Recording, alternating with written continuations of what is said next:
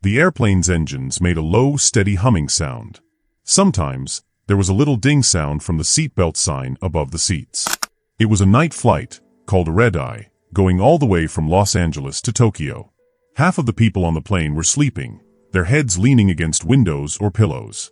The other half were awake, watching movies on the little screens in front of them, or reading books. Up at the front of the plane, in the first-class section, everything felt quiet and fancy. The lights were turned down low, and the seats were big and soft. There were gentle whispers, the soft clinking of glasses when people had drinks, and the sound of flight attendants moving quietly. In seat 2A by the window, sat a man named Steven Seagal. He had one long arm resting on the armrest, and the other was turning the pages of a paperback book. He was a big man, so big that even the wide leather first-class seat looked small when he sat in it. But Steven didn't look uncomfortable. Steven was around 60 years old, but he still looked strong. His eyes were sharp, and he seemed to notice everything around him, even if he didn't look like he was paying much attention. Every time he moved, it was slow and on purpose, like he had thought about it first. In the seat next to him by the aisle, sat a tall man in his late 30s. The man had short, close-cut hair and was wearing a leather jacket that was just a little too tight for him. His leg was bouncing up and down quickly, like he was nervous, and his eyes kept darting around the cabin, looking at everything too much. Steven noticed all of this, of course. He noticed everything. But he didn't say anything. He just kept reading his book. Years of experience had taught him that sometimes the smartest thing to do was to wait. About an hour into the flight, dinner had been served and the trays taken away. The lights in the cabin were dimmed even more, so people could rest. Most passengers were settled in for the long trip. That's when the man next to Steven suddenly moved. He reached into his leather jacket and pulled something out. There was a small metallic click sound that cut through the quiet. Steven's eyes moved from his book to the thing in the man's hand. It was a small pistol, matte black, with a silencer on the front. The man held the gun low, where other people couldn't see it, pointing it toward Steven's ribs. His other hand gripped the armrest tightly. "You," the man said in a quiet but cold voice. "Don't make a sound." Steven calmly closed his book and placed it on the tray table in front of him.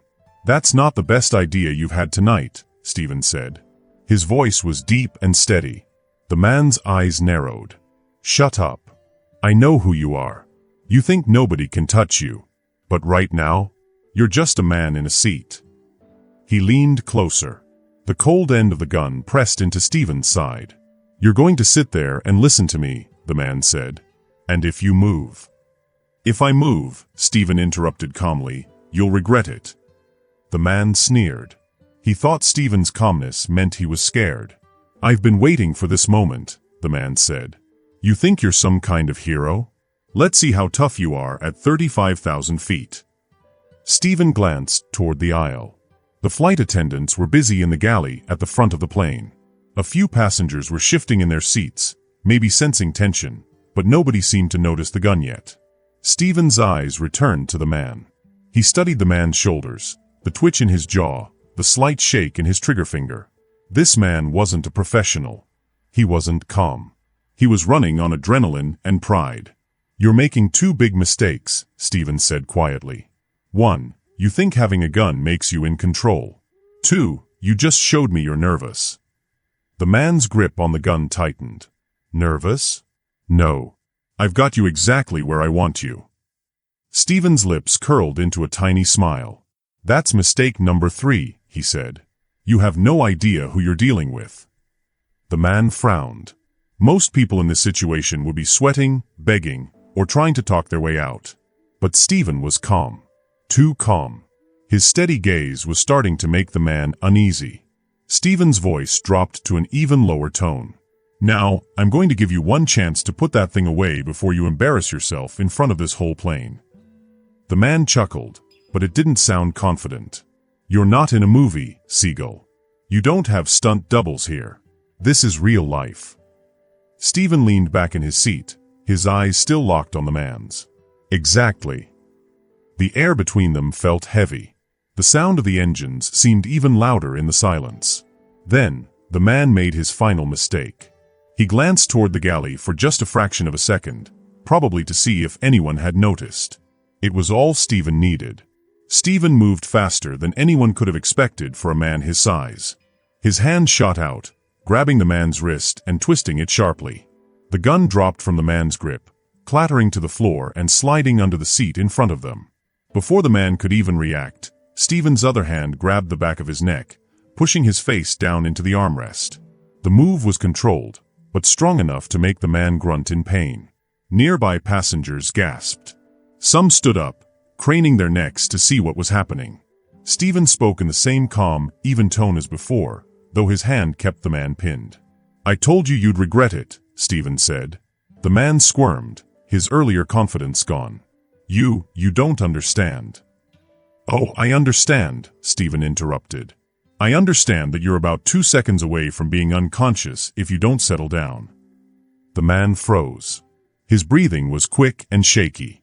Steven eased the pressure slightly, but didn't let go. "Now you're going to sit here quietly. And when this plane lands, you're going to be handed over to the right people. Understand?" The man nodded quickly. But Steven knew it wasn't over.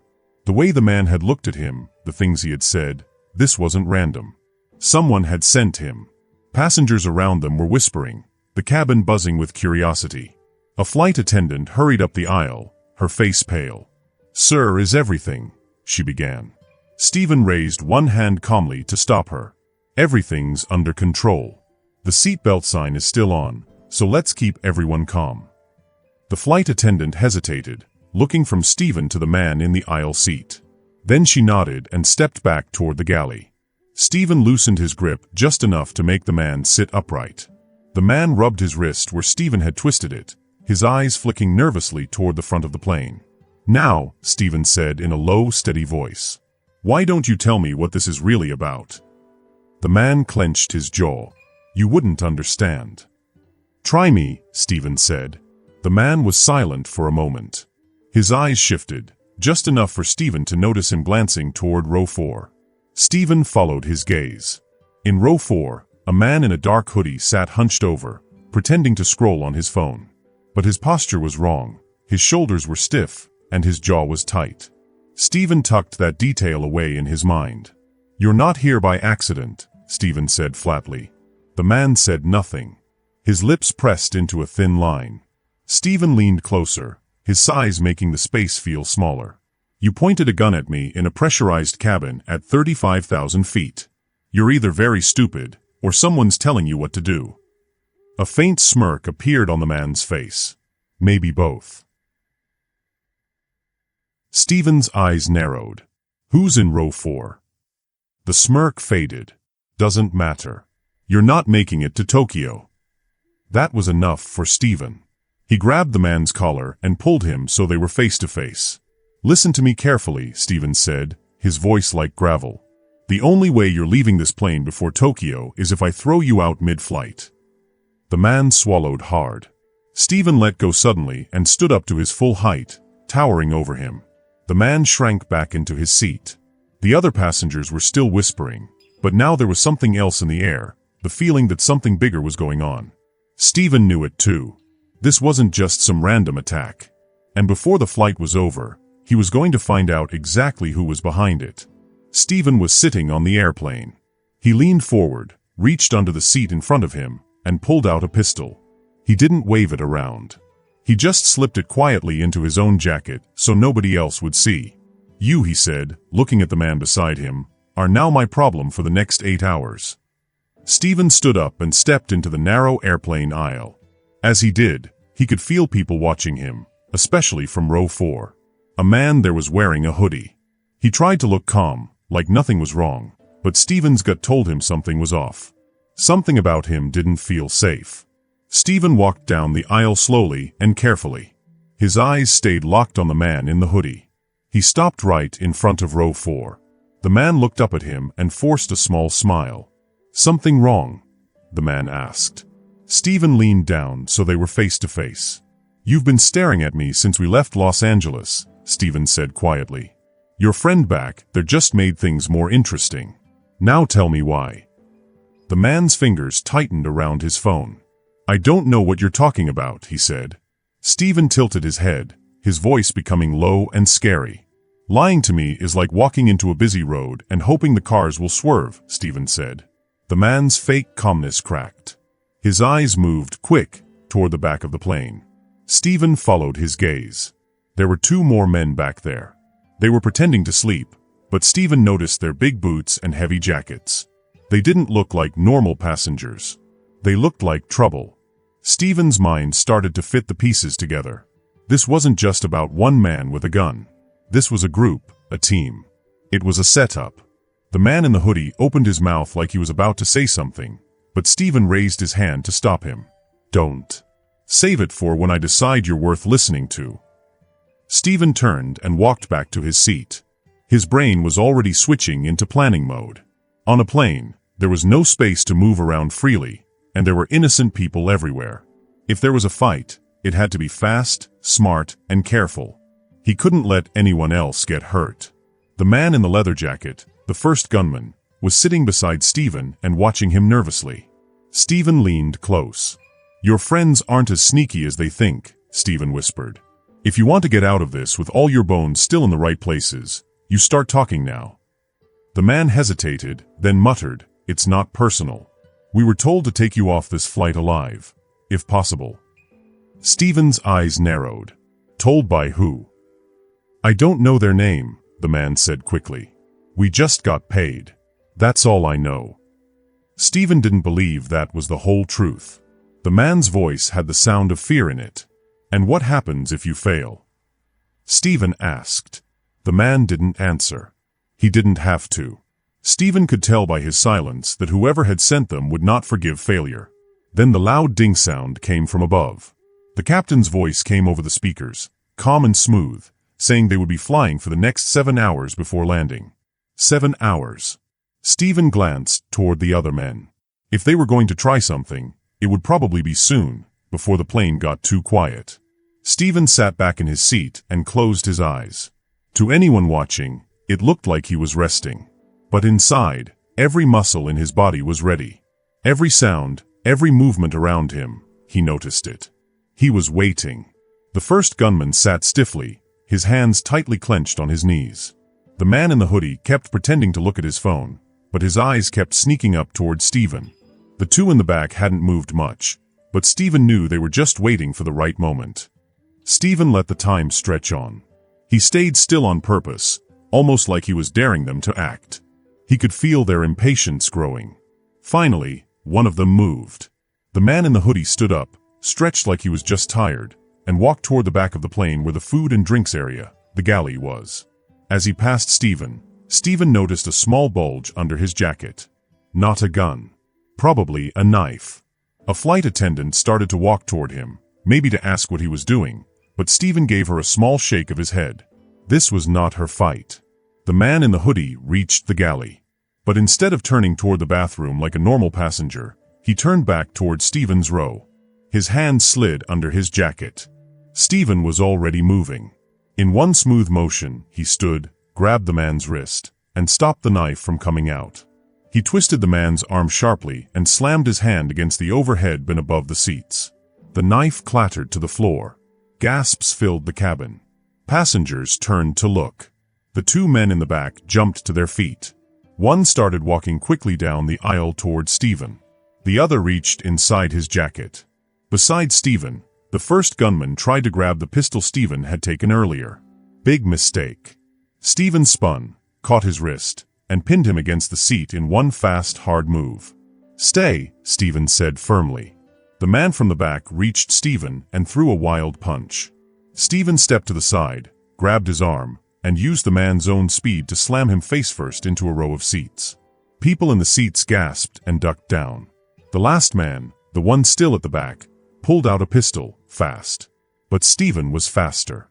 He snatched a metal serving tray from the flight attendant's hands and threw it like a frisbee. It hit the man's wrist with a loud crack, making him drop the gun. The pistol slid under a seat. Now the cabin was in chaos. People were shouting. But Steven's movements stayed sharp and controlled.